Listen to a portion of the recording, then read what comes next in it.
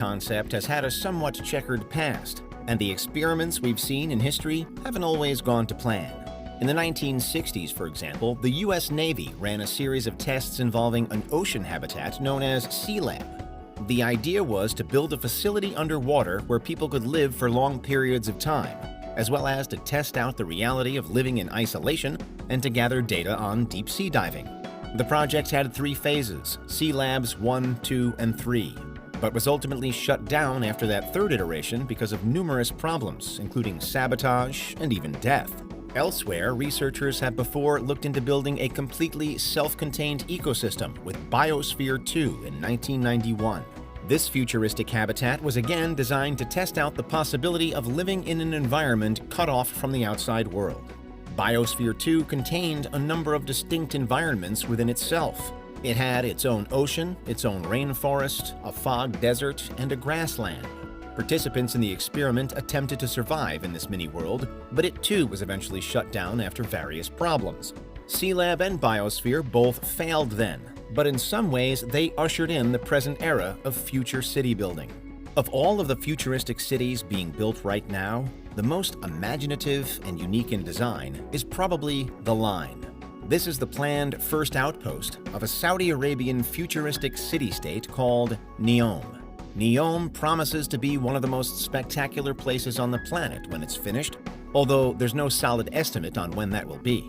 Regardless, the Line is going to be very different from traditional cities. Instead of having an open landscape with thousands of buildings, the Line will consist of only 2 parallel skyscrapers that stretch, unending, for 106 miles, or 170 kilometers, towards the Red Sea in northwest Saudi Arabia.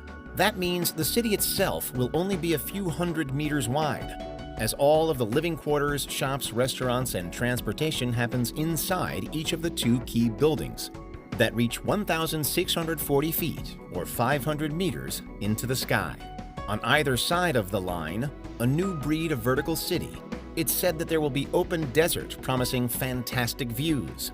It's said that eventually it will house up to 9 million people. The plans are for this to be a purpose-built city with all the mod cons. Built in climate control to ensure the best temperatures all year round. A centralized high-speed rail allowing access to any part of the city within 20 minutes. An entirely carbon-neutral output.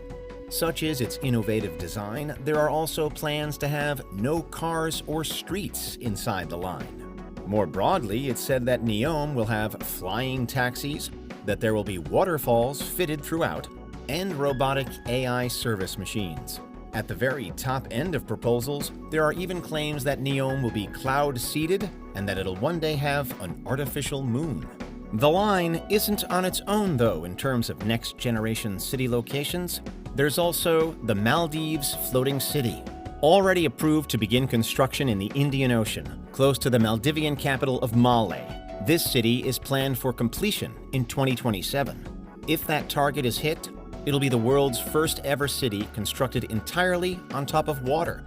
Every building here, from homes to shops, hotels to schools, will be built to float on the ocean. The outline of the city is roughly circular, with different hexagonal segments of floating roads to link everything up. This unique grid is specifically designed to mimic the efficient and aesthetically pleasing patterns of coral, providing a clear bridge to the natural world. To further demonstrate this symbiosis, it's said that the city will also promote coral growth on the underside of the buildings and infrastructure that will make it up. This move should also provide a natural wave breaker to lessen the potential for damage. By the time the Maldives Floating City is finished, it's expected to house up to 20,000 people across 5,000 different floating units, all separated by canals. Because the design is so water-focused, this city also plans to have no cars. Instead, citizens can travel around it via bicycle, motorized scooters, or boats. Walking will also be encouraged, as the city plans to have a network of bridges, docks, and beaches to further connect it all together. But arguably what makes the Maldives Floating City especially futuristic is its wider purpose. It's being built to directly combat climate change, which is projected to lead to rising sea levels that will inevitably cover certain areas of land underwater. The islands of Maldives, as they are particularly at risk. But by building the first city to truly exist on top of the water, It's hoped that this place will become a pioneer for water-based settlements all over. But finally, and when we more stereotypically picture a futuristic landscape, there's a tendency to imagine a hub of technological sophistication and advancement most of all. When we consider future cities purely by these metrics, Japan's Woven City might just be the most advanced that's currently under construction. Being built at the base of Mount Fuji by the famous car manufacturer Toyota, the idea behind it is to create a living laboratory where great thinkers will gather to innovate and bring new technology into the world. One of the main hopes for Woven City is that it will revolutionize transportation by separating roads based on purpose and method of commute. If all goes to plan, a series of different, clearly categorized streets are going to be built. One for pedestrians, one for personal vehicles, and one for automated cars. There will then be a fourth underground pathway built specifically for the transportation of goods in and out of the city. From the beginning, efficiency has been at the heart of this design. Most exciting, however, are some of the other technological plans. Although Woven City will be constructed mostly out of wood, it will also be truly a smart city, designed that way from the start, rather than converted after the fact as is happening in some other locations. The many different buildings of Woven City will be connected with sensors that share data back and forth. This is similar to how devices in smart homes can now be paired to our phones, but on a much larger scale. Here, the buildings, the people, and the vehicles will all share data, which will then be channeled toward testing and developing different AI technology to maximize its potential. To continue a running theme, Woven City will also feature self-driving vehicles rather than old-fashioned cars, and these will be zero emission. In terms of energy, it's all run off of solar power and hydrogen fuel cells. The smartness of the city goes further, though, with proposed sensor-based AI installed inside homes, too, to monitor every citizen's personal health, while AI service machines will be fully integrated as well in a bid to make life even easier. Woven City will initially be open to only 360 residents, mostly innovators, but there are already plans to expand to 2,000 residents in the near future. Phase 1 for the project hopes to open between 2024 and 2025.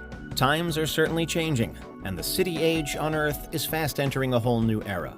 There are many other similar planned projects in the pipeline as well, including the new administrative capital in Egypt, Tolosa in the western US desert, and Chengdu Future City in China. But those are for another video. For now, we can see that there are various aspects that make these cities unique, but also some traits that link them together, most notably a seeming reconnection with nature, as designers apparently try to avoid the mistakes of the past. What's your verdict on the places featured in this video?